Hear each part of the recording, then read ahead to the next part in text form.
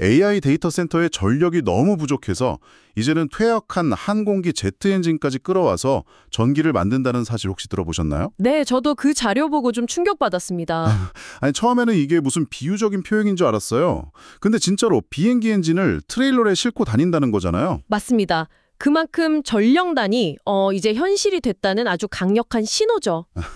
오늘 청취자께서 보내주신 자료들이 바로 이 지점을 파고들고 있는데요. AI의 눈부신 발전 뒤에 가려진 이 끝없는 에너지 갈증, 그리고 그 때문에 벌어지는 엄청난 논쟁들을 한번 깊숙이 들여다보려고 합니다. 이게 단순히 기술 업계만의 이야기가 아니라는 점이 중요합니다. 그렇죠.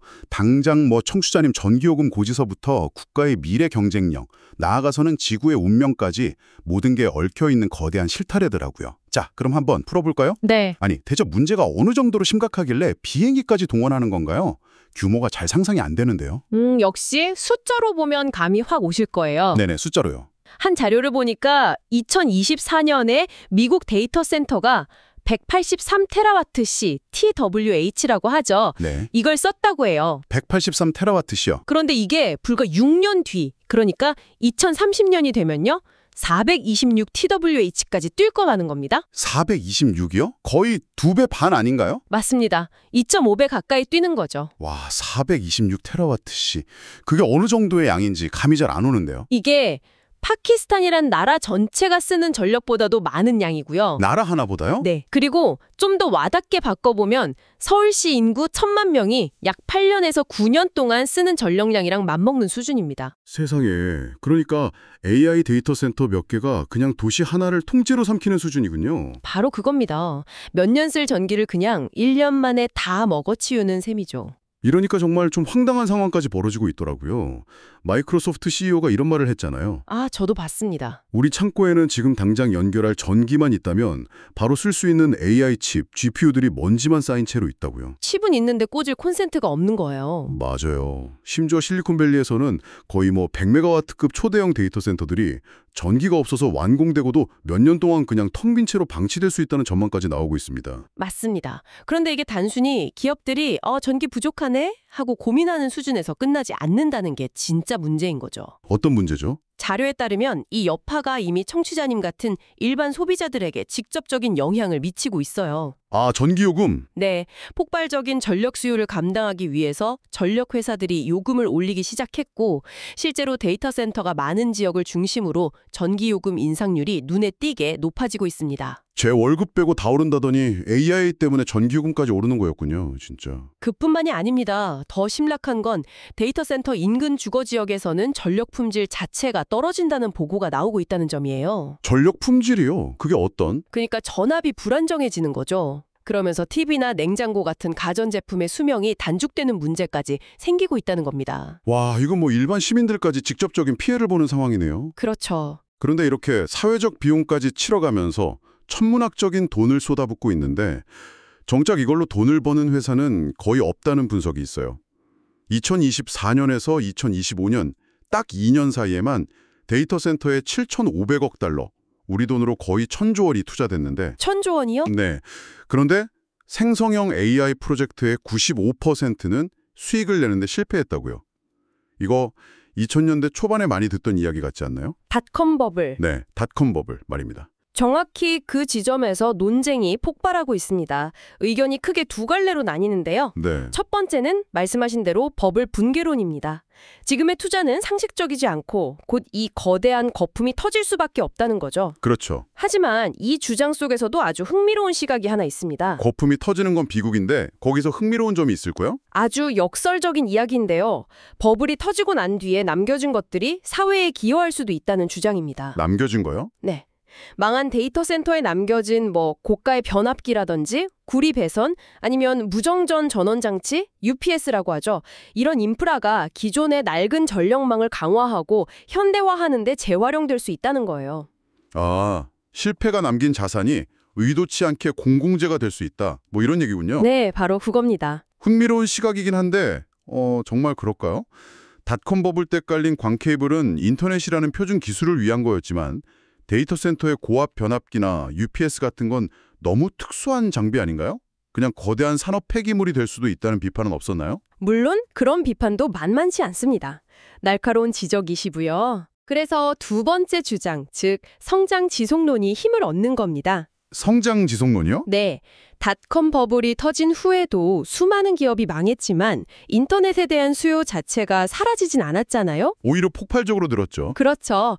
마찬가지로 일부 AI 기업이 파산하더라도 이 컴퓨팅 파워에 대한 인류의 수요는 계속 증가할 거라는 관점입니다. 결국 살아남은 거대 기업들이 실패한 기업들의 데이터 센터나 GPU 같은 자산을 헐값에 인수하면서 산업 전체는 계속해서 성장해 나갈 거라는 논리죠. 결국 누군가는 살아남는다. 뭐 그런 거군요. 그런데 살아남던 망하던 이 모든 AI 기업들이 당장 직면한 문제는 똑같잖아요. 전력이죠. 네, 이게 엄청난 컴퓨팅 파워를 돌릴 전기를 어디서 구하느냐. 상식적으로는 뭐 태양광이나 풍력 같은 재생에너지를 생각할 텐데 자료에서는 전혀 다른 답을 내놓고 있어서 좀 충격이었습니다. 그 부분. 바로 천연가스라뇨. 네, 바로 그 지점이 이 문제의 가장 뜨거운 감자이자 또 다른 거대한 논쟁거리입니다. 기후위기를 이야기하는 시대에 화석연료로 회귀하는 듯한 모습이니까요. 그렇죠. 심지어 일부 지역에서는 오직 데이터 센터만을 위해서 수명 30년짜리 천연가스 발전소를 새로 짓고 있습니다. 30년짜리를요? 이건 뭐 단기적인 해결책이 아니네요? 아닙니다. 장기적인 전략으로 보고 있다는 뜻이죠. 이 선택이 특히 미국과 중국의 기술 패권 경쟁과 맞물리면서 아주 흥미로운 구도를 만들고 있더군요. 맞습니다. 두 나라의 전력이 완전히 뭐랄까 정반대로 가고 있거든요. 어떻게 다른가요? 먼저 미국은 막대한 자본력을 믿고 일단 지르고 보는 전략입니다. 전력 소모가 엄청나게 큰 AI 모델을 개발하고 거기에 필요한 전기는 천연가스에 의존해서 해결하겠다는 거죠.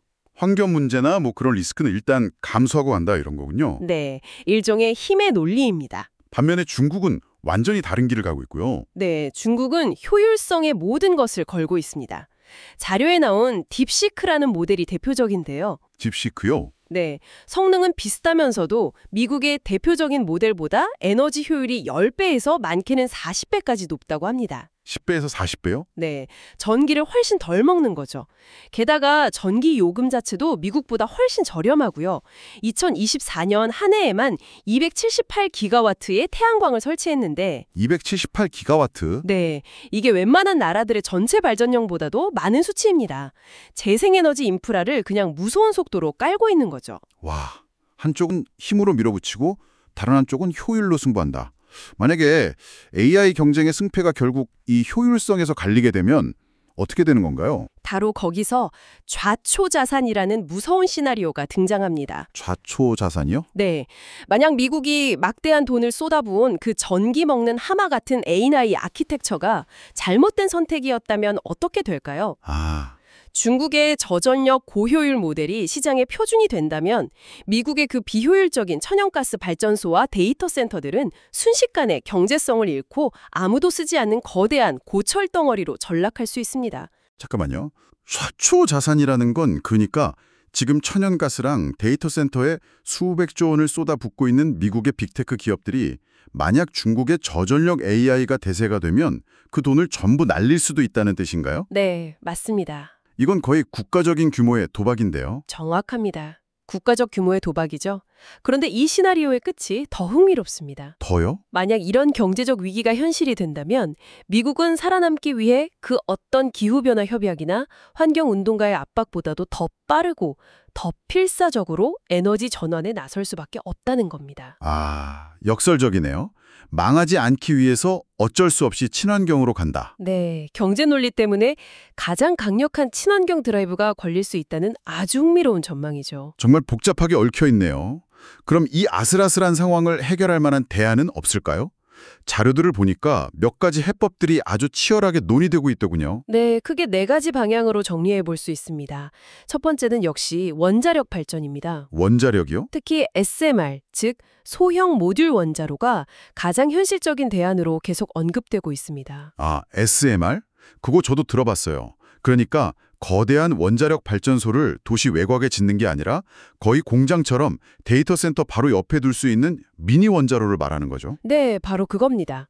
크기가 작고 표준화된 생산이 가능해서 이론적으로는 비용을 낮출 수 있고 무엇보다 24시간 365일 흔들림 없는 안정적인 전력을 공급할 수 있으니까 데이터 센터에는 그야말로 안성맞춤이라는 거죠. 듣기에는 완벽한데요? 하지만 자료의 다른 한편에서는 SMR이 아직 기술적으로 완전히 검증되지 않았고 예상보다 비용이 훨씬 많이 드는 거의 사기에 가깝다는 비판도 만만치 않습니다. 찬반이 아주 팽팽해요. 그렇군요. 두 번째 대안은 역시 재생에너지겠죠? 중국이 하고 있는 것처럼요? 맞습니다. 태양광이나 풍력을 대대적으로 확대하는 방안인데 여기에는 아주 명확한 한계가 있습니다. 한계요? 해가 지거나 바람이 불지 않을 때도 데이터 센터는 단 1초도 멈추면 안 되거든요. 아, 그렇죠.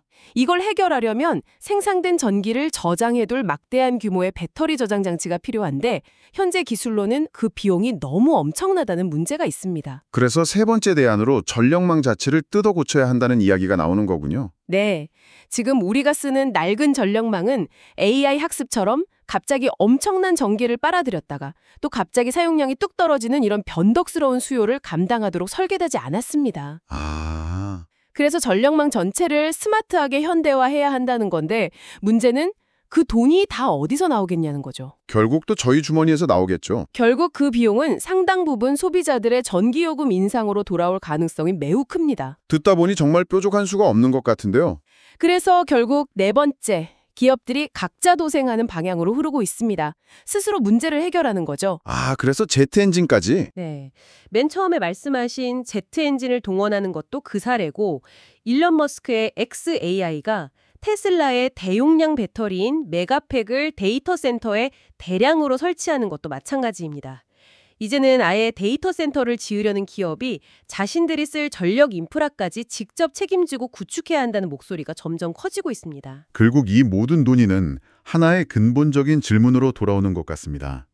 AI가 우리에게 가져다줄 미래의 가치가 과연 이 막대한 에너지 비용과 환경 파괴라는 대가를 치를 만큼 정말로 충분한가? 자료에서도 그 질문에 대한 상반된 시각을 보여줍니다. 한편에서는 AI의 이 엄청난 에너지 수요가 역설적으로 인류의 오랜 꿈인 핵융합 같은 궁극의 청정에너지 개발을 앞당기는 강력한 촉매제가 될 것이라는 희광적인 전망을 내놓습니다. 수요가 기술 발전을 이끈다는 거죠? 네.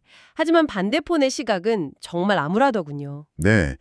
AI가 인류의 지성을 확장하는 게 아니라 그저 쓸모없는 가짜뉴스나 저품질 콘텐츠를 무한정으로 생성하면서 지구의 에너지만을 고갈시키고 결국 우리 모두를 환경 재앙으로 이끄는 가속 페달이 될 수도 있다는 비관론입니다. 어떤 미래가 현실이 될지는 아직 아무도 모르겠네요. 그렇죠. 어쩌면 오늘 우리가 가장 깊이 생각해봐야 할 문제는 이것일지도 모르겠습니다. 우리가 과연 AI로 무엇을 할 것인지에 대한 사회적 합의도 없이 이 거대한 기술의 방향키가 우리 모두의 손이 아닌 소수 거대 자본의 이익 논리에 따라 움직이고 있다는 사실 말입니다. 청취자님께서는 이 문제에 대해 어떻게 생각하시나요?